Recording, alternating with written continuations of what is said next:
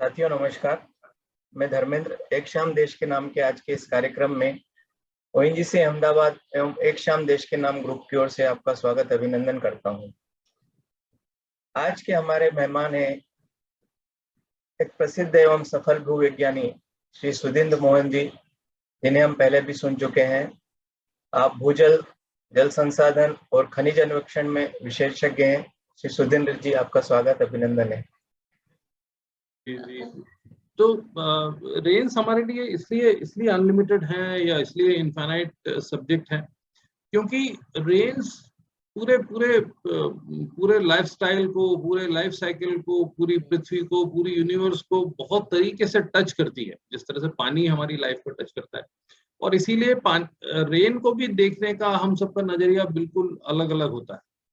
I always say कि water is an element which is like blind man's elephant। मतलब जो दृष्टिहीन लोग हैं उनके सामने अगर हाथी है तो वो जैसा वो परसीव करते हैं, तो वैसे ही हमारी हालत है। हमारी भी हालत वैसी है, हमारी दृष्टि भी समग्र नहीं हो सकती। हम भी टुकड़ों में देखते हैं चीजों को। मेरे लिए रेन जो है वो precipitation, you would be surprise to know this term कि प्रेसिपिटेशन यानी कोई चीज का गिरना।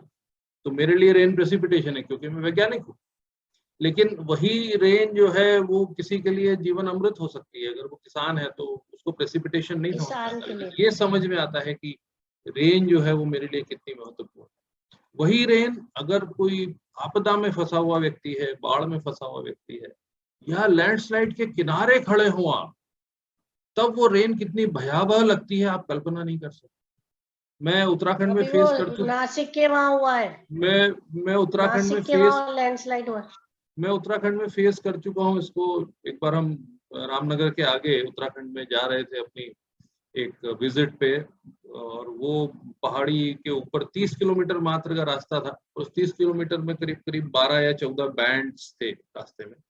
और जो इंजीनियर मेरे साथ जा रहे थे उन्होंने बताया, सर ये वहां ऊपर जाना है और ये 14 सड़कें जो आपको दिख रही है एक साथ, इन सारों के ऊपर जाके हमको ऊपर जाना है। ठीक है, कोई बात नहीं। लेकिन वो जब तक हम वो एक सड़क के सामने पहुंचे तब तक ऊपर की 2 सड़कें ध्वस्त हो चुकी थी। और बारिश से इतना डर मुझे कभी नहीं लगा जितना उस दिन लगा। हमारे पास वापस आने का भी साधन नहीं था और बड़ा मुश्किल समय था। खैर वो निकल गया।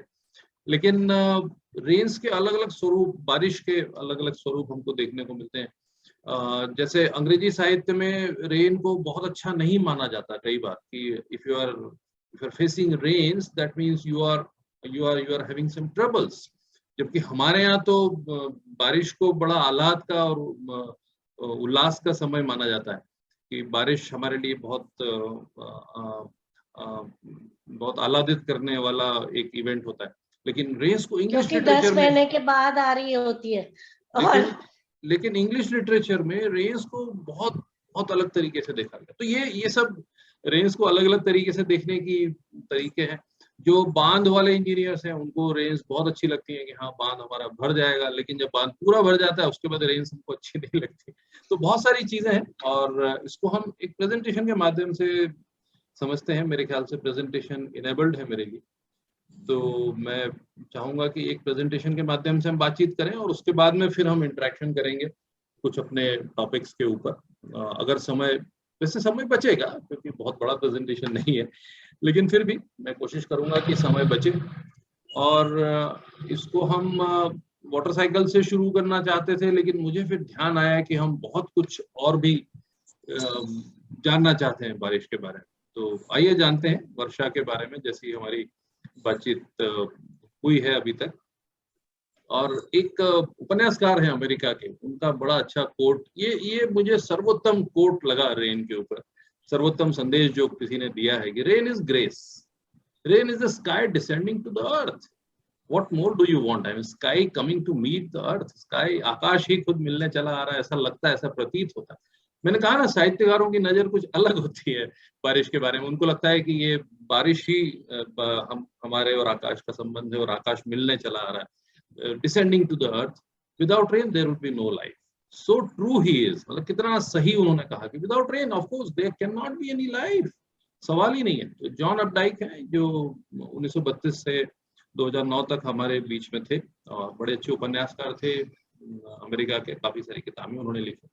तो उनका एक कोट मुझे बड़ा अच्छा लगा, तो मुझे लगा कि ये आपसे शेयर करना चाहिए कि rain is grace, rain is the sky, without rain there would be no life.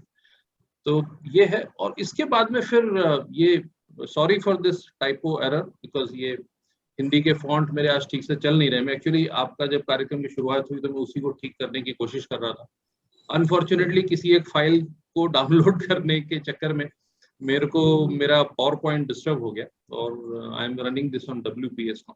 But वो जो श्लोक है यजुर्वेद का, वो मैं पढ़ के आपको बता देता हूँ। शम नो बाता पवताम शम नस्तपत सूर्य शम न कनिक्र दद्वेव पर्जन्यश्चाभिवर्षतु। ये मेरा प्रियतम श्लोक है यजुर्वेद। प्रियतम मतलब सबसे अच्छा और कंठस्थ है, क्योंकि मैं कई बार इसके बारे में बात करता हूँ। फिर से बोलता हूँ, शम नो वातः पवताम शम नस्तपत सूर्यः शम न कनिक्र दद्वेव पर्जन्यश्चापि वर्षतु पर्जन्यश्चापभिवर्षतु। संस्कृत को सही बोलना बहुत बहुत आवश्यक है। और इसका मतलब ये है, कि जब पेड़ होते हैं, जहां भी पेड़ होते हैं, वहां पर सूर्य चमकता है, वहां पर हवा चलती है, और वहां पर पर्जन्य यानी मेघ वर्षा लेकर आते हैं। तो पेड़ होना बहुत जरूरी है। ये श्लोक का मतलब है कि पेड़ होंगे तो आपके सारे कारक एक्टिवेटेड रहेंगे, सारे कारक ठीक से काम करेंगे पृथ्वी पे, और पेड़ होना बहुत जरूरी है वर्षा के लिए। तो यजुर्वेद का ये श्लोक है, और उसके साथ में अपने प्राचीन ज्ञान को नमन करते हुए आगे बढ़ता हूँ कि हम कितना अच्छा सोचते थे, हम कितना अच्छा लिखते थे, कितना अच्छा डॉक्यूमेंट करते थे, अभी भी करते हैं। और उस ज्ञान को हमने पीढ़ी दर पीढ़ी संजो के रखा है कि बारिश के बारे में और बारिश के विभिन्न कारकों के साथ में आपस में जो संबंध है, उसके बारे में कितना कुछ हमने सोचा है, कितना कुछ हमने गुना है, और उसी को हमको आगे बढ़ाते रहना चाहिए, चाहे वो साइंटिफिक टेम्पर में हो, चाहे वो लिटरेरी टेम्पर में हो, लेकिन हमको आगे बढ़ाते रहना चाहिए। नाउ इसीलिए ये आगे वाला जो है इंग्लिश में है, क्योंकि वो हिंदी के फॉन्ट्स ठीक नहीं थे। तो रेन्स इन इंडियन स्क्रिप्चर्स, और ये बहुत सारे जो स्क्रिप्चर्स हैं उनका मिला जुला एक आर्टिकल है कि in Hinduism rains signify, what do they signify, क्या सिग्निफाई करते हैं? Rains signify life, rains signify renewal of course. मार्च अप्रैल मई की गर्मी के बाद में जून में जब अंकुरण होता है रेन की पहली ड्रॉप्स के साथ, that is renewal of life. Actually renewal है वो, क्योंकि जो डॉर्मेंट स्टेट में है सीड, उसको आप रिन्यू कर रहे हैं, उसको लाइफ दे रहे हैं। एंड डिवोशन ऑफ कोर्स, समर्पण, लव, सॉरो ऑल्सो, कभी कभी दुख भी लाती है बारिश, और दुख के आंसू भी हमारे रेन्स छुपा लेती है। चार्ली चैपलिन का बहुत बढ़िया कोट है एक चार्ली चैपलिन का कि since I was walking in the rain nobody could see me cry. मतलब मैं चूंकि बारिश में चल रहा था इसलिए किसी ने मेरे आंसू नहीं, क्योंकि चेहरा तो ऐसे ही भीगा हुआ। तो rains bring sorrow also, rebirth of course, renew, rebirth, फिर से पुनर्जन्म लेना, कंपैशन, सहानुभूति, डिफिकल्टीज इन लाइफ, कभी कभी रेन्स डिफिकल्टीज लेके आती है। तो हिंदुइज्म में हमने उसको हर तरह से देखा हुआ है, लिटरेचर में उसको ट्रीट किया हुआ है। And the power, this is very important, ये बहुत जरूरी है। And the power of the heavens, हमारे भगवानों की, हमारे स्वर्ग या हमारे सर्वशक्तिमान शक्ति की, to mold life upon earth according to the will of God। जहाँ पे उनकी इच्छा होगी वहां पर वो लाइफ को अपने अनुसार ढालेंगे। So rain is a tool of the gods, such an important understanding of rains, ये हमारे लिए बहुत जरूरी है समझना। और जब हम इस लेवल पे पहुंच जाते हैं कि हम रेन्स को इस तरह समझने लगे, rain is a very important tool of the gods to mould life, then we understand कि रेन की क्या इंपॉर्टेंस है, then we understand कि रेन्स को हमको किस तरह से लेना चाहिए, किस तरह से ट्रीट करना चाहिए, किस तरह से उसका स्वागत करना चाहिए, because that's a very important tool of the gods, that's not a tool in your hand। Of course, you can modify it a bit here and there by building dams and across, but वो आपके लिए एक बहुत बड़ा संदेश है कि आप उसको भगवान की इच्छा के अनुसार समझें और उसके अकॉर्डिंगली एक्ट करें। उसके बाद जो स्क्रिप्चर्स हमारे वो हैं, वो ये कहते हैं, rains descend from sky to impregnate the earth and facilitate renewal of life, fertility, cultivation of lands. क्या हो सकता है रेन्स के बिना? कुछ नहीं। आप कल्टीवेशन नहीं कर सकते, आप फर्टिलिटी नहीं होती है लैंड में, रिन्यूअल कैसे करेंगे लाइफ का, seed to crop and crop to seed again, how would that life cycle would continue. Abundance of cattle and food grains. हम हमेशा से कहते हैं कि भारत कृषि प्रधान देश है और हमारे पास में जो हमारा अपना पशुपालन व्यवस्था है वो हमारे ग्रामीण अर्थव्यवस्था को बहुत मदद करता है। हम भूलते जा रहे हैं, लेकिन उसमें भी वर्षा हमारी मदद करती है। कैसे हम उस पर वापस जा सकते हैं आधुनिकता के साथ, आधुनिक विचारों के साथ, उसकी बहुत जरूरी है। आधुनिकता क्यों जरूरी है उस पर हम कभी और बात करेंगे, लेकिन बारिश इनको भी फैसिलिटेट करती है। And the journey of streams, rivers and rivulets to join the oceans. Now, the first part of this sentence, and the journey of streams, rivers and rivulets, that is okay. वो common sense. लेकिन उसके बाद का जो है, to join the oceans, that is very important. That is very very important to understand कि ये जो नदियां, छोटी नदियां, बड़ी नदियां और धाराएं जो बह रही हैं आपकी, ये किस लिए बह रही हैं? ये बह रही है अल्टीमेटली समुद्र में जाने के लिए। ये समझना बहुत जरूरी है। ये समझ हमारे ऋषि मुनियों में, हमारे स्क्रिप्चर्स में थी। To join the oceans, they are there for you for time being. आपके पास में है, वो मई में है, जून में है, जून के बाद सॉरी जुलाई अगस्त सितंबर में है, लेकिन अल्टीमेटली उनका जो रास्ता है वो समुद्र तक है। आपको उनको समुद्र तक जाने देना है, आपको उसमें बांध बनाना है, लेकिन इतना ही लेना है प्रकृति से जितनी की आपको आवश्यकता है, बाकी उनको समुद्र में जाने दी। तो ये जो समझ है, ये साइंटिफिक टेम्पर हमारे ओल्ड लिटरेचर में इसलिए था क्योंकि उनको मालूम था कि अगर आप समुद्र तक उसको नहीं जाने देंगे तो ये वाटर साइकिल जिसकी हम सब बात करते हैं, जिसको हम बड़ा साइंटिफिकली अंडरस्टैंड करने की कोशिश करते हैं, वो वाटर साइकिल डिस्टर्ब हो जाएगा। तो हमको नदियों को अलाउ करना है कि वो समुद्र तक पहुंचे, वो अपना मार्ग खुद बनाती हैं। उस रास्ते में वो विभिन्न जलचरों को, वनस्पतियों को, धरती को तृप्त करती हैं और अपने राह पे आगे बढ़ती हैं समुद्र में मिल जाने के लिए और वापस वर्षा के रूप में आपके पास आने के लिए। तो ये समझना बहुत जरूरी है।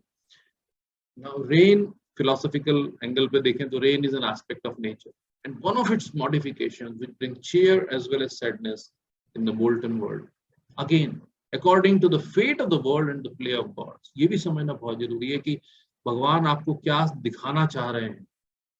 हो सकता है कुछ लोग यहाँ पे नास्तिक हों, मैं आस्तिक हूँ, हो सकता है एथीस्ट, लेकिन बहुत सारे लोग हैं जो, या कुछ लोग हैं जो भगवान में विश्वास नहीं रखते, लेकिन जो प्रकृति की शक्ति है वो तो है। प्रकृति आपको क्या कहना चाह रही है, वो रेन्स के माध्यम से कहती है, बारिश के माध्यम से कहती है कि बारिश अगर अच्छी है, आपके घर धन धान्य से भरपूर हैं, आपके पेड़ अच्छे बड़े हो रहे हैं, आप खुश हैं, आपको साल भर पीने का पानी मिल रहा है, प्रकृति आपसे खुश है।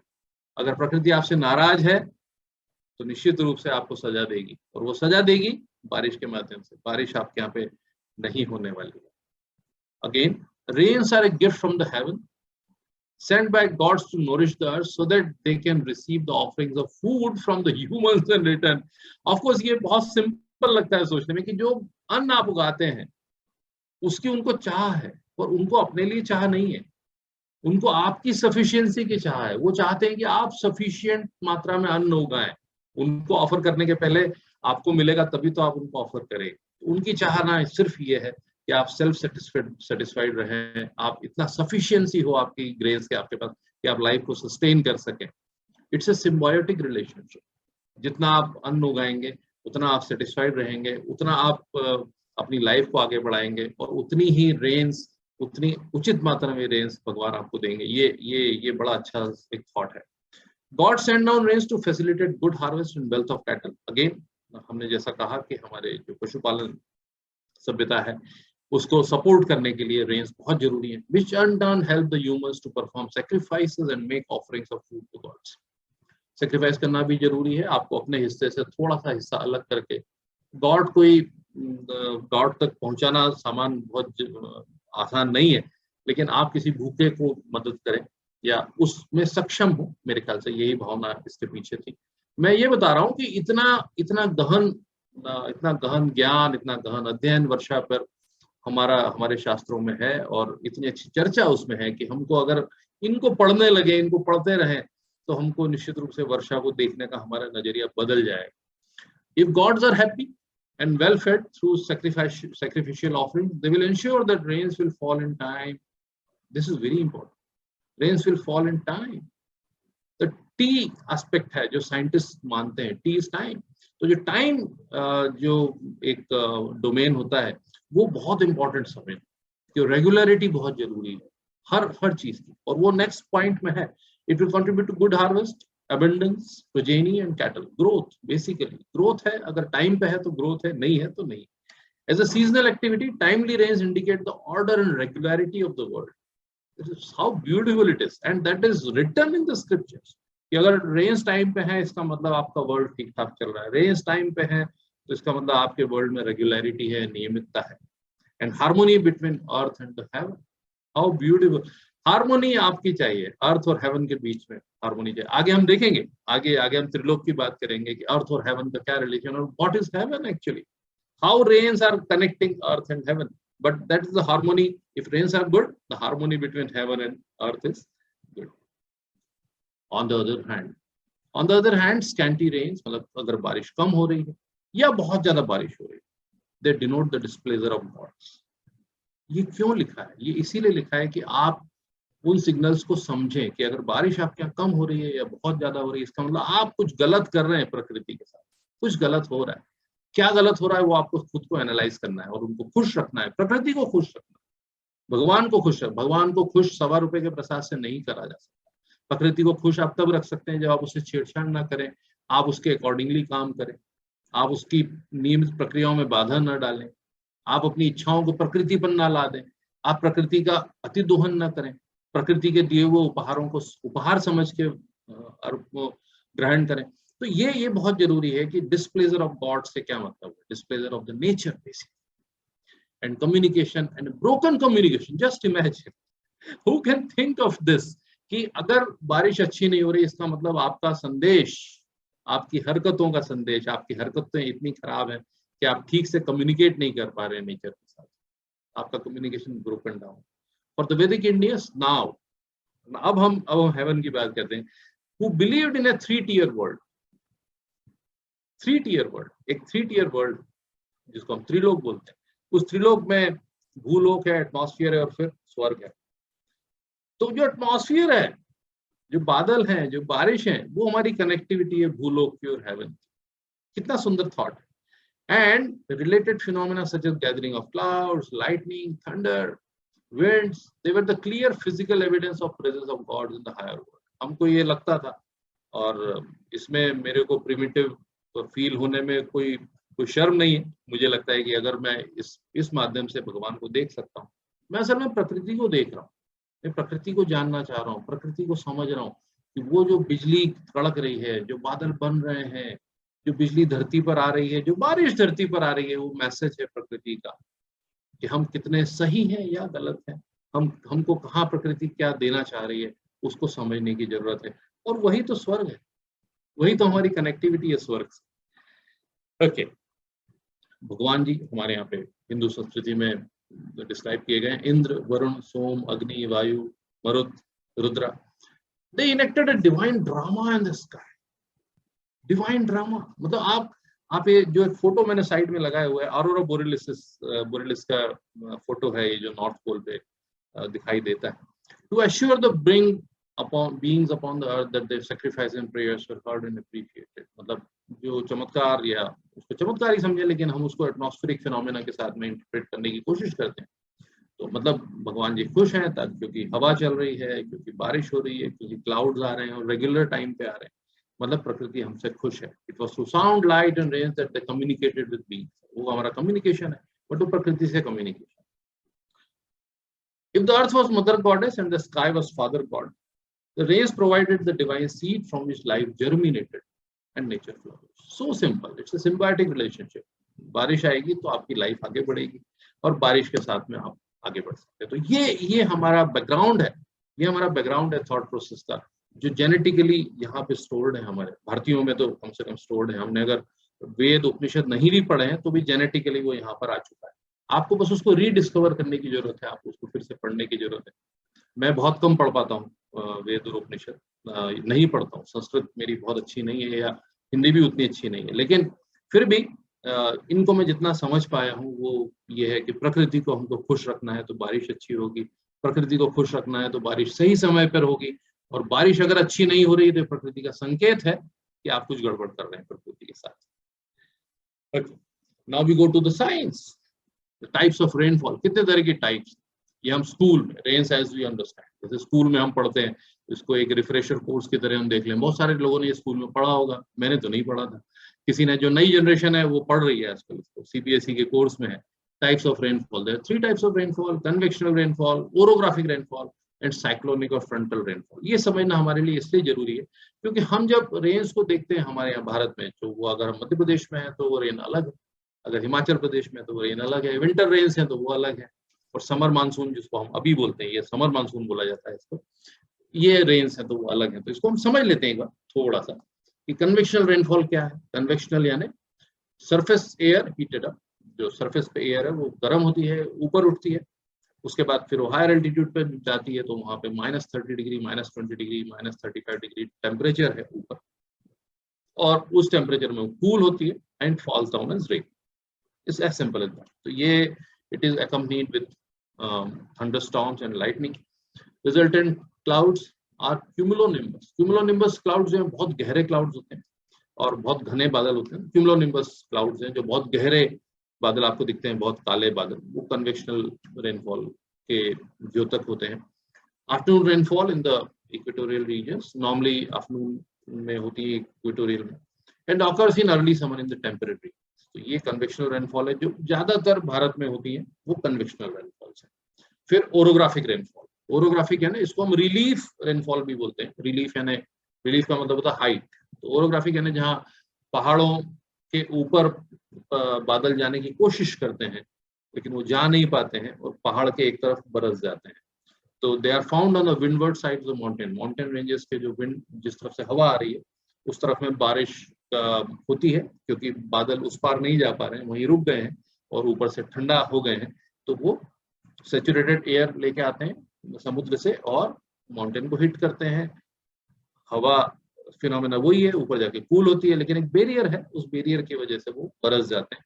False as rain in the mountain slope. यहाँ पे 2 तरह के आप ये माउंटेन का देखेंगे, एक तरफ बारिश हो रही है, दूसरी तरफ नहीं होती है। तो जो जिस तरफ नहीं हो रही है उसको हम रेन शेडो एरिया बोलते हैं, वो rain shadow area. Windward side और लीवर्ड साइड, तो ये विंडवर्ड साइड है जिस पर बारिश होती है। ये एक और फिगर है, लेकिन साथ में जो फोटोग्राफ्स हैं इसके साथ में वो बड़े मनमोहक हैं। और ये फोटोग्राफ वेस्टर्न घाट्स के, वेस्टर्न घाट्स वो घाट्स हैं जो कोकण से लेके और केरला तक फैले हुए हैं हमारे समुद्र तट के किनारे पे। वो बड़े खूबसूरत हो जाते हैं बारिश में वेस्टर्न घाट्स, और वो वेस्टर्न घाट्स ज्यादातर या 100% ही ओरोग्राफिक रेनफॉल रिसीव करते हैं, क्योंकि जो समुद्री हवाएं हैं वो ऊपर उठती हैं और घाट के ऊपर पूरा क्रॉस नहीं कर पाती हैं, और विंडवर्ड साइड में वो कूल डाउन हो जाते हैं। यहाँ पर जो आप देख रहे हैं ब्लू एरो जो है, और वहां पर वो बारिश हो जाती है। और ये बारिश जो है ये वेस्टर्न घाट्स को अद्भुत बना देती है, अद्भुत छटा यहाँ पर होती है। और जो आप में से जो भी लोग वहां गए बड़े खुशकिस्मत है, मैं कई बार वहां पे जाता रहता हूँ, और बारिश के मौसम में तो वो स्वर्ग हो जाता है वाकई में, बहुत ही सुंदर जगह है। ये ओरोग्राफिक रेनफॉल जो है वो उसके लिए जिम्मेदार है कि वहाँ की सुंदरता बनी रहे और वेस्टर्न घाट्स हमारे लिए उपयोगी बने रहे। ये भारत की खूबसूरती है, जो डाइवर्सिटी है। हमारे पास वेस्टर्न घाट्स भी हैं, हमारे पास प्लेन्स भी हैं जो गंगा जी के हैं या यमुना जी के प्लेन्स हैं, वो भी हैं। हमारे पास हिमालय भी है, हमारे पास समुद्र भी है। ऐसे देश बहुत कम है दुनिया में, आपको विश्वास दिला दूंगा, बहुत कम है जहाँ पे ये सब चीजें हैं, और सब चीजें मॉडरेट वैल्यूज के साथ। बहुत ज्यादा अति हमारे यहाँ पे नहीं है, बहुत ज्यादा अति न तो ठंड की है, बहुत ज्यादा अति न तो गर्मी की है।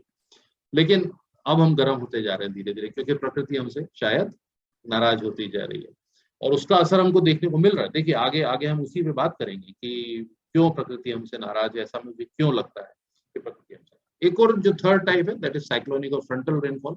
जो विंटर रेन्स होती हैं नॉर्थ इंडिया में, वो फ्रंटल रेनफॉल होती है कि जब हॉट और कोल्ड एयर आपस में मिलती है, तो कोल्ड एयर जो है वो हॉट एयर को ऊपर पुश कर देती है, और जो हॉट एयर ऊपर कूल डाउन हो जाती है। अगेन कूल डाउन होना बहुत जरूरी है बारिश के लिए, और कंडेंस हो जाती है, मतलब वो लिक्विड फॉर्म में नीचे आ जाती है, तो रेन हो जाती है। तो ये winter precipitation in northern parts of India, Europe and North America, they are called frontal और डिप्रेशन रेनफॉल, जो कि हिमाचल में हमको देखने को मिलती है। तो ये हुई साइक्लोनिक और फ्रंटल रेनफॉल। अब हम देखते हैं रेनफॉल डिस्ट्रीब्यूशन इन इंडिया। ये भी बहुत ज्यादा रिमार्केबल चीज है देखने के लिए कि हम कैसे रेनफॉल रिसीव कर रहे हैं भारत में। तो आप अगर देखेंगे तो एक इमेजिनरी लाइन आपको दिखेगी ऊपर से नीचे तक, जैसे मेरा कर्सर मूव कर रहा है नॉर्थ से लेके साउथ तक, और इस लाइन के लेफ्ट में यानी वेस्ट में, वेस्टर्न इंडिया में आप देखेंगे कि बारिश जो है वो 500 मिलीमीटर से कम है, 500 से 750 मिलीमीटर के आसपास है, या 750 से 1000 के बीच में यहाँ पर कुछ बीच वाले हिस्से में है। लेकिन ज्यादातर जगहों पर ये कम बारिश है, एक्सेप्ट जहाँ पे ओरोग्राफिक रेनफॉल हो रही है जो हमारे वेस्टर्न घाट्स। ओरोग्राफिक रेनफॉल के कारण यहाँ पर बारिश 1500 मिलीमीटर से ज्यादा है। लेकिन जो वेस्टर्न इंडिया है वो बाय एंड लार्ज, बड़ा हिस्सा वेस्टर्न इंडिया का ज्यादा बारिश नहीं रिसीव करता है और वहां पे बारिश की बहुतायत नहीं है।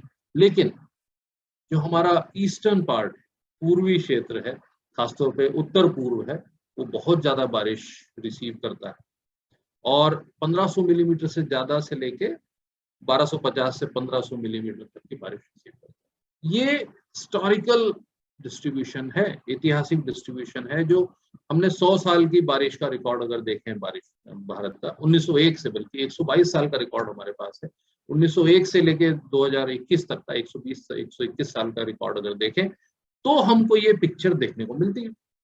और इस पिक्चर में हम देखते हैं कि बारिश जो है ईस्ट में बहुत अच्छी हो रही है, वेस्ट में कम हो रही है, वेस्टर्न घाट्स में बारिश बहुत ज्यादा हो रही है, नॉर्थ ईस्ट में बारिश बहुत ज्यादा हो रही है, हिमालयास की तराई में बारिश बहुत ज्यादा हो रही है। चिंता की बात है कि जम्मू कश्मीर के इलाके में बारिश कम है, और वो इसलिए कम है क्योंकि वहां पे भी हमने कुछ छेड़छाड़ हिमालय से की है, तो इसलिए ये बारिश कम होने वाला हिस्सा ऊपर नॉर्थ में भी है हमारे पास। तो आगे देखते हैं कि इसमें क्या हो रहा है, अब क्या हमको देखना है। ये बड़ा इंपॉर्टेंट मैप है मेरे लिए, क्योंकि changing rainfall patterns in India, ये एडमिनिस्ट्रेटिव डिस्ट्रिक्ट जो हमारे हैं, भारत में कितने डिस्ट्रिक्ट हैं? भारत में 731 जिले हैं। मैं इसको इस तरह से याद रखता हूँ कि जो एसटीडी कोड है इंदौर का 0731 तो अभी वर्तमान में आज तक 731 जिले हैं, कल हो सकता है कोई 1-2 जिले और बन जाए, लेकिन 731 जिले हैं भारत में। और इन 731 जिलों में अगर आप देखेंगे तो आपको मालूम पड़ेगा कि बहुत सारी जगहों पर जहां पर हम कह रहे हैं कि अभी तक बारिश कम थी 100 साल के रिकॉर्ड में, वहां पर कई जगहों पर बारिश 95% की रफ्तार से बढ़ रही है, इंक्रीजिंग एट 95%। मतलब वहां पर बारिश की मात्रा बढ़ रही है, ज्यादा हो रही है, एक्सेसिव रेनफॉल है। फॉर एग्जाम्पल गुजरात में, पश्चिमी राजस्थान में और तटीय कर्नाटका में, उसके अलावा ईस्टर्न घाट्स में जहां पहले बारिश कम होती थी। आप वापस देखें अगर जाके तो ये मैप है जो हमारा हिस्टोरिकल रेनफॉल, जिसमें देखेंगे आपकी बारिश कम है वेस्ट में, लेकिन अगर जो बढ़ने की रफ्तार है कि जहाँ पे बारिश बढ़ने लगी है क्लाइमेट चेंज के कारण, शायद प्रकृति नाराज है हमसे, कुछ हम गलत कर रहे हैं, क्या गलत कर रहे हैं वो हमको देखना पड़ेगा, लेकिन शायद कुछ गलत कर रहे हैं, इसको पता लगाने के लिए हमको आधुनिकता की जरूरत है, आधुनिक एनालिसिस की जरूरत है, आधुनिक यंत्रों की जरूरत है, आधुनिक सैटेलाइट इंफॉर्मेशन, आधुनिक डेटा एनालिसिस, आधुनिक डेटा मैनेजमेंट, डेटाबेस मैनेजमेंट की जरूरत है, जिससे हम समझ सकें कि प्रकृति हमसे नाराज है। क्यों नाराज है वो तो हमको समझना पड़ेगा, लेकिन और हम क्या क्या गलत कर रहे हैं उससे मालूम पड़ेगा। लेकिन इसमें आप देखेंगे यूपी में, बिहार में और मध्य प्रदेश के कई हिस्सों में इट इज डिक्रीजिंग, यूपी में it is decreasing eight 95%, in some places in Uttar Pradesh it is decreasing at 90%, decreasing but not significant, that is almost normal। वो हमारे मध्य प्रदेश के कई जिलों में है, जो बीच वाले जिले हैं और ईस्टर्न मध्य प्रदेश में है, लेकिन जो वेस्टर्न मध्य प्रदेश है वहां पे बारिश बढ़ रही है। तो मैं हमेशा कहता हूँ देवास, धार, शाजापुर, इंदौर, ये जो हमारे मध्य प्रदेश के, पश्चिमी मध्य प्रदेश के जिले हैं, उज्जैन, यहाँ पर बारिश बढ़ने की रफ्तार में बढ़ रही है।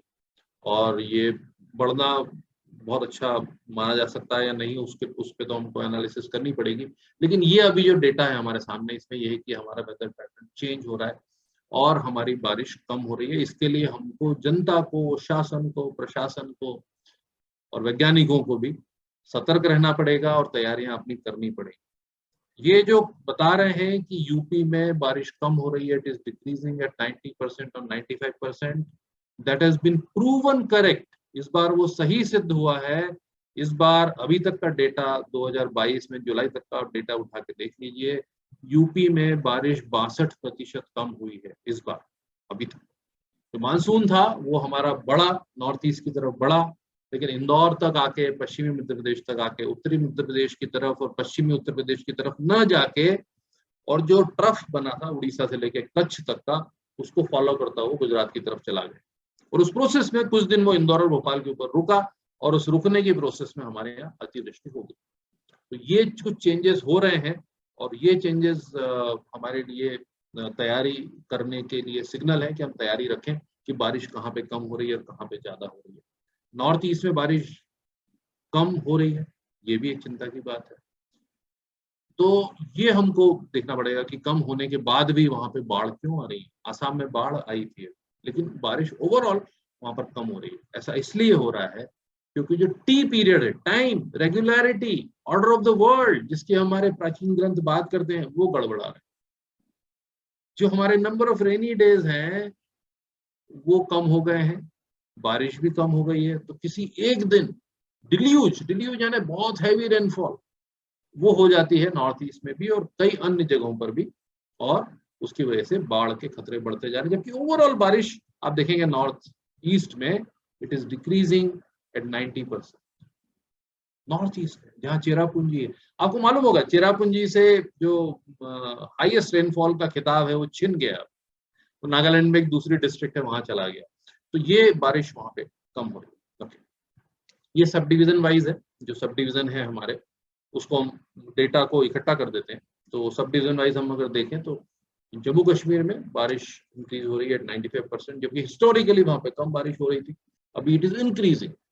उसी तरह से हम देखें तो ईस्टर्न घाट्स में बारिश बढ़ रही है बहुत तेजी से, लेकिन उत्तर प्रदेश आप देखें, उत्तर प्रदेश तो बहुत तेजी से घटी है और it is decreasing eight 95%। If you see that bye climatic meteorological sub division के हिसाब से। उसी तरह साउथ में, तमिलनाडु में, केरला में, कर्नाटका में, तेलंगाना में तो सफिशिएंट है, लेकिन कर्नाटका में भी कम हुई है। तो ये हमारे लिए कुछ चिंताजनक बात हो सकती है। मध्य प्रदेश भी आप देखेंगे यहाँ पे, और छत्तीसगढ़ में भी नॉर्मल है, वो decreasing but not significant decrease. तो ये हमको समझना होगा कि ये क्यों हो रहा है, और बारिश के पैटर्न को समझते हुए, बारिश के संकेत को समझते हुए हमको ये देखना होगा कि प्रकृति हमारी से कितनी रुष्ट है या कितनी प्रसन्न है।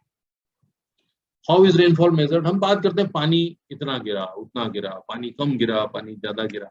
बहुत सिंपल होता है, रेन गेज होते हैं। रेन गेजेस जो है नॉन रिकॉर्डिंग टाइप होते हैं, कुछ रिकॉर्डिंग टाइप होते हैं। नॉन रिकॉर्डिंग टाइप आपको ऊपर दिख रहा है, जो एक सिंपल डब्बा होता है, वो बारिश के पानी को रिसीव करता है, और आप उसमें एक 24 घंटे के इंटरवल में पानी नाप सकते हैं कि कितना पानी गिरा है। जबकि रिकॉर्डिंग टाइप रेन गेज जो है बहुत हाईटेक रेन गेज है, जो आपको नीचे वाले चित्र में दिख रहा है, और वो आपको डेटा इकट्ठा करता रहता है लगातार, उसको प्रोसेस करता रहता है। उसमें सोलर पैनल लगा हुआ है, वो सोलर पैनल उसकी बैटरी को चार्ज करता रहता है, और उसमें एक सिम लगी होती है, जैसे आपके मोबाइल फोन में सिम होती है, और वो डेटा सीधे क्लाउड्स में, क्लाउड्स यानी रेनफॉल वाला क्लाउड नहीं, वेबसाइट वाला जो क्लाउड है, उस क्लाउड को, सर्वर को वो डेटा भेज देता है, और वहां पर उस डेटा के analysis, that's a real time data, और हमको मालूम पड़ जाता है कि उस रिमोट लोकेशन पे, यहाँ जहाँ लगा हुआ है, ये हो सकता है कि इंदौर से 400 किलोमीटर दूर हो, लेकिन उस लोकेशन पे कितनी बारिश कल हुई है ये मेरे को मालूम पड़ सकता है। टेलीमेट्री उसको बोलते हैं। तो उसके कारण, उस टेलीमेट्री विधा के कारण, telemetry is nothing but transfer of signals from one place to other place. तो यहाँ पे टेलीमेट्री है, जो सिम से डेटा लेके और सिम के माध्यम से वो डेटा आपके सर्वर पे आता है। तो भारतीय मीटरोलॉजिकल डिपार्टमेंट जो साइमंस रेन गेज बोलते हैं, इसको जो ऊपर है, इसको हम प्रेफर करते हैं, और ये डेटा इकट्ठा करता है, रेनफॉल इससे मेजर कर सकते हैं। तो रिकॉर्डिंग टाइप और non recording type rain gauge होते हैं। Location of rain gauge is very important. जो लोकेशन है वो बहुत इंपॉर्टेंट होती है, कहाँ पे होना चाहिए। आपको ध्यान होगा ब्रिटिशर्स ने, अंग्रेजों ने जब देश पे एडमिनिस्ट्रेशन उनका था, तब उन्होंने जो फॉरेस्ट के रेस्ट हाउसेस हैं, या रेलवे स्टेशन हैं, या जो सरकारी बिल्डिंग्स हैं, वहां पर रेन गेजेस रखे हुए थे, क्योंकि वो जानते थे कि ये डेटा कितना इंपॉर्टेंट है, इट्स वेरी इंपॉर्टेंट। तो उन्होंने वो डेटा वहां पर इकट्ठा करते थे, और उस रेन के माध्यम से अपनी आगे की फोरकास्टिंग वो करते थे। प्रोबेबली वो गॉड हैप्पी है या नहीं है वो तो बात शायद वो करते नहीं थे, लेकिन हाँ, उनको अपने प्रशासन को चलाने के लिए किस क्षेत्र में ज्यादा ध्यान देना है, कहाँ बारिश ज्यादा हो रही है, कहाँ कम हो रही है, उसका एनालिसिस वो लगातार करते रहते थे। आजादी के बाद हमने रेन गेजेस को बहुत बड़ा कुछ समझ लिया कि हाँ, रेन गेजेस जो हैं वो बड़े काम की चीज है, वाकई में काम की चीज है, लेकिन हमने उसका दायरा, उसका नेटवर्क बढ़ाया नहीं बहुत ज्यादा। लेकिन धीरे धीरे आज नेटवर्क बढ़ता गया। और जब मैं खुद ड्रिंकिंग वाटर सिक्योरिटी प्रोजेक्ट का नेशनल इंचार्ज था गवर्नमेंट ऑफ इंडिया में, तो मैंने खुद ने ये रिकमेंडेशन दी थी और लगे भी हैं रेन गेजेस अकॉर्डिंगली कि हर ब्लॉक में, वाटरशेड एरियाज में, हर वाटरशेड में एक रेन गेज होना चाहिए। और फिर जब हमने उसकी कीमत जानी तो हमको बड़ा आश्चर्य हुआ कि ये आज तक क्यों नहीं हुआ। एक रेन गेज लगाने में हमें मात्र 25,000 रुपए खर्च, मुश्किल से। और वो भी हमने राज्य सरकारों को कहा कि आप राज्य सरकार अपने फंड्स में से ये 25,000 रुपए लें और जगह जगह पे रेन गेज स्थापित करें, ताकि हमारे पास एक डेटा बेस बने, हमको डेटा, हमारा नेटवर्क जो है वो ज्यादा समृद्ध हो और वो लोकल लोगों के लिए समृद्ध हो। आईएमडी के पास तो डेटा आता है, आईएमडी उसको इंडियन मेट्रोलॉजिकल डिपार्टमेंट उसको एनालाइज भी करता है, लेकिन लोकल लोगों के पास में वो जानकारी, स्थानीय व्यक्तियों के पास वो जानकारी होना चाहिए। बाद में तो लोग इतने समृद्ध हो गए कि कुछ जगहों पर लोगों ने AWS लगाए। AWS is automatic weather station. तो AWS भी लगे हुए हैं किसानों के पास में। पंजाब के जो किसान है बहुत समृद्ध है, या हमारे मध्य प्रदेश में भी AWS लगाए किसानों ने अपने अपने कंट्रीब्यूट करके। तो वो तो फिर जब जानकारी बढ़ी तो अवेयरनेस के साथ में AWS भी लगे। तो काफी सारा इस तरह के रिकॉर्डिंग डेटा स्टेशन हैं हमारे पास अब। और the opening of the rain gauge should be at least 75 centimetre above the ground level. Ground level से ऊपर होना चाहिए, ग्राउंड से टिका के ना रख दें, उसके ऊपर कोई शेडो नहीं आनी चाहिए। ये सारी लोकेशंस उसकी बहुत ध्यान पूर्वक रख के फिर रेन गेज स्थापित किया जाता है। अनइवन टोपोग्राफी, यानी पहाड़ियां या घाटियां आप नीचे घाटी में लगा दें, ऐसा नहीं होना चाहिए कि कहीं अनइवन टोपोग्राफी में आप लगा दें ताकि बारिश उसको ठीक से ना मिले। तो इस वजह से ये रेन गेज बड़े सुलझे हुए और अच्छी जगहों पर देखकर लगाए जाते हैं। But is it a rocket science? क्या ये रॉकेट विज्ञान जैसा क्लिष्ट है, अंतरिक्ष विज्ञान जैसा क्लिष्ट है? क्या हम बहुत ज्यादा इसको तवज्जो देते हैं कि नहीं, rainfall measurement is something which is very very typical, very very difficult और very very confidential kind of thing? No sir, it's not at all. जो महिला आपको यहाँ पर दिख रही है वो तेलंगाना की है, उस समय आंध्र प्रदेश होता था ये। अभी ये जो इंजीनियर्स हैं, मैं इस फोटो में नहीं हूँ, लेकिन जो इंजीनियर्स हैं वो मेरे साथ एक्सपोजर विजिट पे गए थे, and they are all of the rank of chief engineers and all, जो देखने गए थे कि रेन कैसे मेजर करते हैं गांव के लोग। तो आंध्र प्रदेश में एक प्रोजेक्ट था हमारा, और उस प्रोजेक्ट में हमने लोगों को ट्रेन किया था कि रेन गेज आप खुद ऑपरेट कर सकते हो, खुद आप रेनफॉल मेजर कर सकते हो अपने गाँव के लिए। और ये महिला जो है, जो शिक्षा उनकी थी वो उस पर कोई बहुत बड़ी बात नहीं है, पर वो 8वीं पास थी मात्र, और उनको बिल्कुल इस बात में शर्म नहीं रही, बताती थी कि मैं खाली 8वीं पास हूँ, लेकिन मैं रेन गेज मेजर कर सकती हूँ, मैं रेनफॉल मेजर कर सकती हूँ। जो इंजीनियर्स वहाँ सीख रहे थे, आप देखें पीछे रजिस्टर लेके और बड़े ध्यान से देख रहे हैं, उनको उन्होंने सिखाया कि रेनफॉल हम कैसे मेजर करते हैं। और ये this is the power of people who have got common sense. तो हमने वहाँ पे ट्रेन किया लोगों को, और वो रेन गेज से मेजरमेंट करना लोगों को बता रही हैं कि ये मेरी ड्यूटी है। इसी के साथ में मैं एक छोटा सा मजेदार किस्सा और बताता हूँ कि मेहसाणा जिले में, गुजरात में, एक सज्जन थे जिन्होंने रेन गेज मेजरमेंट की जिम्मेदारी अपने ऊपर ले ली। हमको बाद में मालूम पड़ा कि उनको पढ़ना लिखना नहीं आता था, और जब उनको बाद में एडल्ट लिटरेसी में भेजा गया, लेकिन उनको लिखना पढ़ना नहीं आता था, उन्होंने अति उत्साह में ले लिया कि नहीं, मैं नोट करूंगा सर मेरे गाँव की रेंज। और जब हम 6 महीने बाद गए वहाँ पे फॉलोअप के लिए, तो मालूम पड़ा बहुत अच्छा रजिस्टर में मेंटेन। और मैंने उनसे पूछा, जब लोगों ने बताया, लोग हंस रहे थे, बोले सर आपने उनको जिम्मेदारी दे दी लेकिन ये लिखना पढ़ना तो आता नहीं। मैंने कहा आपने इतना अच्छा रजिस्टर मेंटेन कैसे किया? बोले मैं सुबह 8 बजे का टाइम था मेरा, तो मैं 8 बजे वहां पहुंच जाता था। 8 बजे वहां स्कूल के बच्चे निकलते हैं, उनमें स्कूल के बच्चों को वो बीकर मेरा उठा के, बीकर यानी वो रेन गेज मेजरमेंट वाला, वो उठा के मैं देता था। बोले बेटा पढ़ इसमें क्या लिखा है। वो पढ़ता था, फिर मैं उसको बोलता था कि रजिस्टर में लिख दे, वो रजिस्टर में लिख देता था। So this is how actually आप इस तरह से अपना काम कर सकते हैं अगर चाहें तो।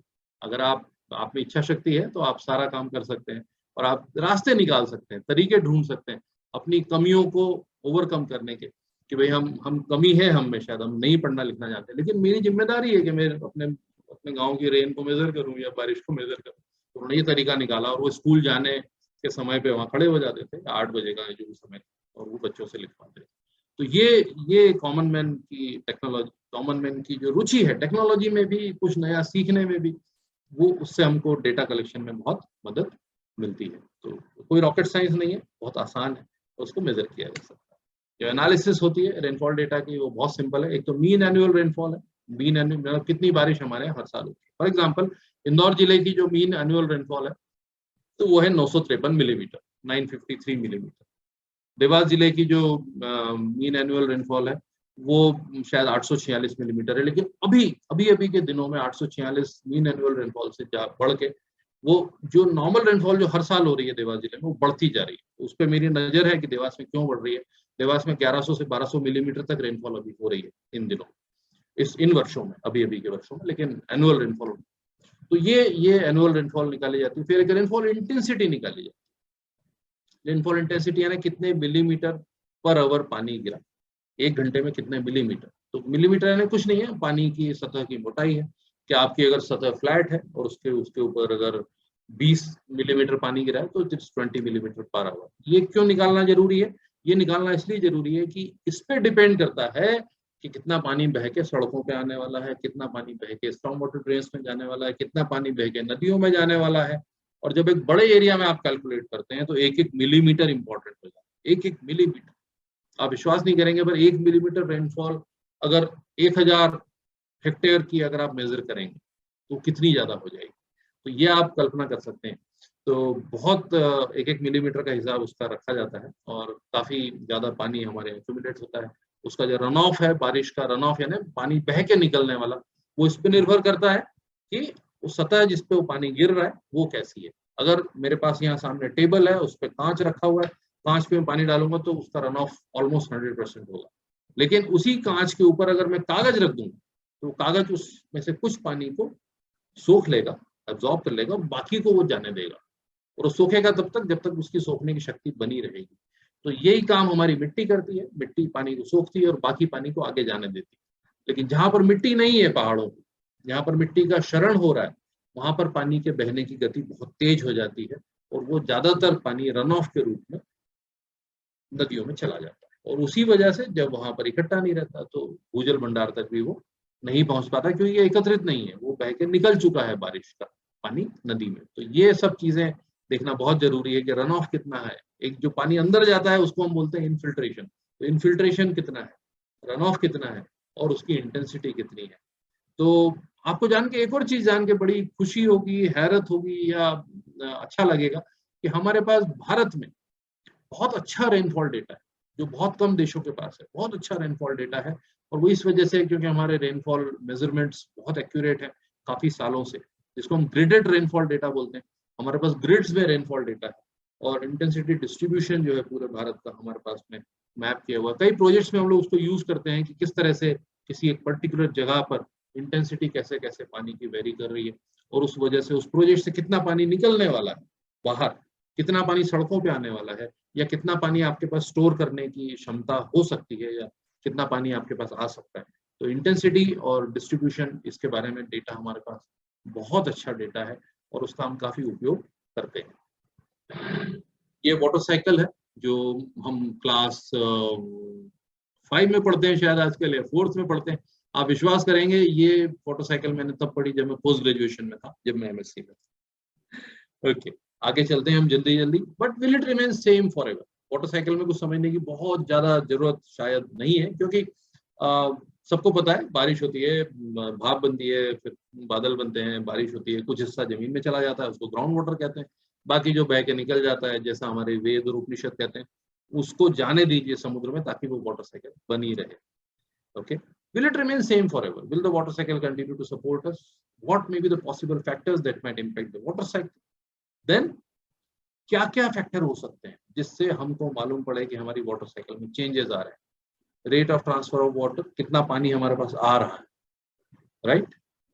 टेम्परेचर कम या ज्यादा कितना हो रहा है, उसमें चेंजेस होंगे तो वाटर साइकिल डिस्टर्ब हो जाएगी। Period of transfer, the duration. और ये विश्वास करिए जब मैं टी फैक्टर लेके आया टाइम वाटर साइकिल में, तो बहुत ज्यादा लोग टी मतलब टाइम फैक्टर नहीं लाते हैं वाटर साइकिल में।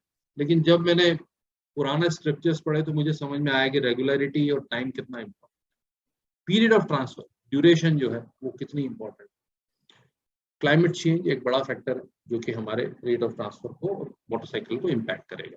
एविडेंस क्या है क्लाइमेट चेंज के, क्या एविडेंस है क्या? Yes, there are evidences. मैंने आपको निसर्ग का उदाहरण पिछले प्रेजेंटेशन में भी दिया था कि निसर्ग तूफान जो है वो ओमान की खाड़ी की तरफ जाने के बजाय भारत के अंदर घुस गया था। वो इसलिए घुसा था क्योंकि भारत का जो भूभाग है वो बहुत ज्यादा गर्म हो गया। तो ये क्लाइमेट चेंज है, और जब निसर्ग तूफान अंदर आ सकता है तो उसी तरह से मानसूनी हवाओं का रुख भी बदल सकता है। तो ये सब क्लाइमेट चेंज के कारण हो रहा है, और हमारी वाटर साइकिल भी चेंज होगी। Why India will be affected by climate change? Because we depend on वर्षा। वर्षा मैंने पहले भी बताया था, वर्षा मतलब वर्ष, आपका वर्ष कैसा निकला वो वर्षा पे निर्भर करता है। आप गांव में जाएंगे, अभी भी गांव में कस्बों में जाएंगे, अगर आप खेती बाड़ी की बात करेंगे, व्यापार धंधे की बात करेंगे, तो साल कैसा निकला वो इस पे डिपेंड करता है सभी का, कि आपके क्षेत्र में वर्षा कैसी हुई है, और वर्षा से ही आपका वर्ष निर्धारित होता है। और dependence on glacier reverse, of course हम बहुत ज्यादा वल्नरेबल हैं उस मामले में। क्लाइमेट क्लासिफिकेशन भी आप देखें तो ईस्ट वेस्ट एक लाइन अगर आप खींचेंगे तो लेफ्ट साइड का जो क्लाइमेट शिफ्ट है वो बहुत एविडेंट है, वो बहुत ज्यादा सूखे क्लाइमेट की तरफ जा रहा है। जो ब्राउन है वो बहुत सूखा क्लाइमेट है, और जो राइट साइड है वहाँ पे मोस्टली मॉइस्ट सब ह्यूमिड है या ड्राई सब ह्यूमिड है। तो हम लोग बहुत ज्यादा कंफर्टेबल पोजीशन में नहीं है ह्यूमिडिटी के मामले में, और ड्राई क्लाइमेट हमारे यहाँ पे बहुत ज्यादा आने वाला है, जो एग्रीकल्चर साइंटिस्ट के लिए चैलेंज है कि किस तरह से हम अपनी क्रॉप्स को मॉडिफाई करें ड्राई क्लाइमेट के लिए। और हम ये मान लें कि प्रकृति हमसे खुश नहीं है, क्योंकि ये पैटर्न चेंज हो रहा है, इसलिए हमको ये मानना पड़ेगा। सिंपली अगर 0.5 से 1.5 डिग्री टेम्परेचर बढ़ जाता है तो मक्का और गेहूं की पैदावार जो है 2 से 5% कम हो जाएगी। 2.5 डिग्री सेंटीग्रेड अगर टेम्परेचर बढ़ जाता है तो हमारी फसलों की जो उत्पादकता है, उत्पादन है, वो 9 से 25% कम हो जाएगा। साउथ एशियन कंट्रीज, भारत के अलावा भी, वहां पे भी 4 से लेकर 10% तक कमी आएगी अगर हम बहुत कंजर्वेटिव एस्टिमेट लेते हैं। तो हमारे जो वाटर रिसोर्सेज हैं वो भी इम्पैक्ट होंगे। एवरेज टेम्परेचर 1.5 से लेकर 5.44 डिग्री तक बढ़ सकते हैं 2100 तक, 2099 तक। मतलब ड्राई सीजन रेनफॉल जो है वो कम हो जाएगी 6 से लेकर 16%।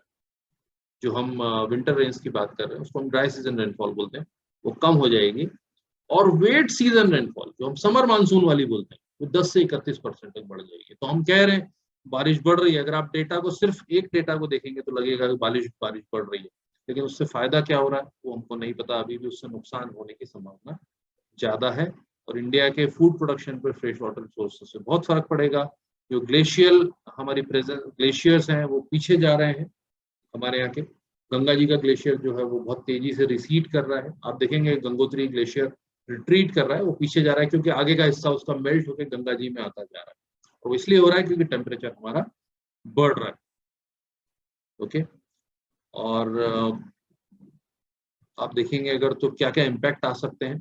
कैनाल इरिगेशन हमारा अब जो है कम हो गया है, ग्राउंड वाटर इरिगेशन बढ़ता जा रहा है। 1950 से लेकर 2012-13 में ग्राउंड वाटर इरिगेशन हमारा सिर्फ 29% था, वो बढ़ के 63% तक पहुंच गया है। कैनाल इरिगेशन 40% था, जो घट के 23% हो गया। कैनाल इरिगेशन हमारा कम हो रहा है, ग्राउंड वाटर इरिगेशन बढ़ रहा है। नीति आयोग कह रहा है कि हमारे 80% दालें, 73% दल ऑयल सीड्स और 68% कॉटन जो है वो रेनफेड एग्रीकल्चर से आता है, बिना इरिगेशन वाला। जो बारिश होती है उसी की जो नमी है उससे हम वो प्रोड्यूस करते हैं। लेकिन बारिश अगर अनियमित हुई, अगर रेगुलरिटी पे नहीं हुई, अगर भगवान हमसे नाराज है, तो इन सब के प्रोडक्शन पे असर पड़ेगा at the rate of 1.3%, 3%, 3.5%, 5%। Vegetable, fruits, इनकी जो डिमांड है वो बढ़ रही है, लेकिन उसको हम कंपेंसेट कर पाएंगे क्या? उतना हमारे पास पानी होगा क्या? तो ये जो चेंजिंग पैटर्न है रेनफॉल की, वो हमारी फूड सिक्योरिटी के लिए सीधा सीधा खतरा है, ये हम कहना चाहते हैं। Changes in climate over the Indian region, particularly during the southwest monsoon, ये भी Indian Meteorological Department का statement है, would have a significant impact on agriculture production, water resource management, overall economy of the country. बारिश कितनी important है आप समझ लें कि हमारी फूड ग्रेन, फूड सिक्योरिटी और इकोनॉमी तक को इम्पैक्ट करने वाली है। तो बारिश अगर अनियमित है तो take the case of North East India which is facing destructive floods. अभी आसाम में कितनी भयंकर बाढ़ आई हुई है। Overall precipitation in Assam and Manipur have gone down. मैं अभी वही बता रहा था आपको कि वहां पे बारिश कम हुई है, लेकिन reason is facing floods. Why? Because कम दिनों में ज्यादा बारिश हो जाती है। मोर देन 500,000, 5 लाख लोग अफेक्टेड हैं आसाम में और मणिपुर में। और नॉर्थ ईस्ट में अलग अलग जगहों पर और ज्यादा लोग अफेक्टेड हैं बाढ़ के कारण, क्योंकि वर्षा रेगुलर नहीं है, अनियमित है। और ये हमारे प्राचीन लिटरेचर में लिखा हुआ है कि वर्षा का नियमित होना बहुत जरूरी है। अगर अनियमित है तो that is God's fury, that is God's displeasure, और वो आप मान के चलेंगे। Rains what they can do. ये पहला चित्र है जो आसाम का है, जो कि एक दंपति है जो बनाना राफ्ट, केले के तने से बनाई हुई नौका में सिर्फ सड़क पार करने के लिए उनको नौका बनानी पड़ी।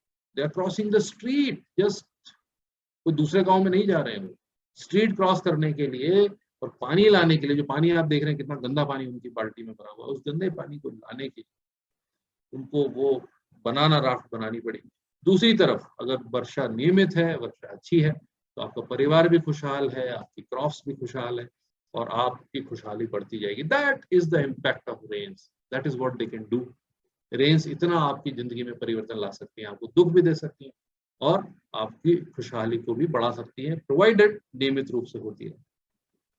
एक छोटी सी कविता है, छोटी सी बड़ी है, मैंने लिखी थी 26 जून 2017 को। मैं कहीं गांव में जा रहा था और किसानों को देखा और मुझे लगा कि क्या क्या ये व्हाट दे आर अंडरगोइंग।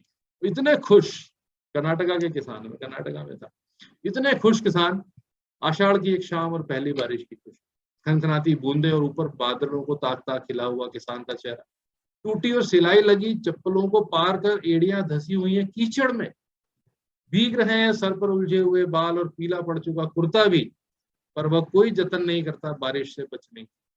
हमारे यहाँ तो नमक के बने हुए, हम गल जाएंगे, थोड़ी सी बारिश हुई, चौराहे पर जाम लग जाता है, जल्दी घर पहुंचो।